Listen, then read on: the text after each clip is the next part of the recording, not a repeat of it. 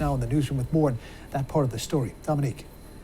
Bristol Police Sergeant Dustin DeMont and Officer Alex Hamzy were shot and killed in an ambush-style attack while responding to a phony domestic disturbance call. One other officer, Alex Iarato, was shot but survived the attack. Now, local law enforcement tell me the profession is unpredictable, but there are certain tactics they use to keep officers safe. I mean, it's the call that you never want to get in the middle of the night. Police across New England grieving the loss of two of their own. Bristol, Connecticut, Police Sergeant Dustin DeMont and Officer Alex Hamzy, both shot and killed overnight in a suspected ambush-style attack. Cranston's Colonel Michael Winquist emphasizing the importance of training and tactics when approaching a call for service.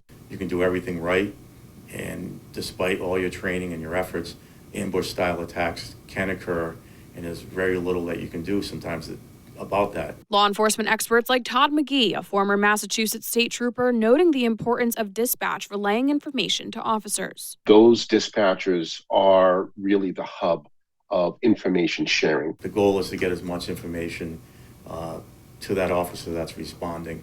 How many calls have we been to that house before?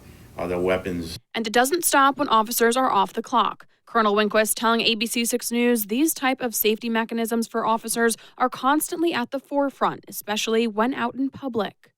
You might, sit in a certain direction in a restaurant. You might park your vehicle a certain way.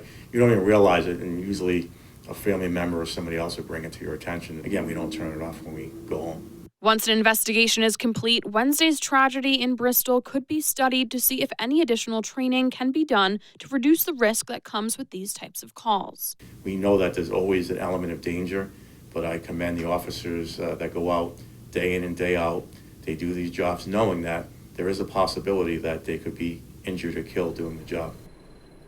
The third Bristol police officer who was shot was released from Hartford Hospital Thursday morning. The suspect shot and killed on the scene. His brother also shot, and we're working to learn more about his condition. For now, live in the newsroom, I'm Dominique Turner, ABC 6 News. Thank you, Dominique. Not a break.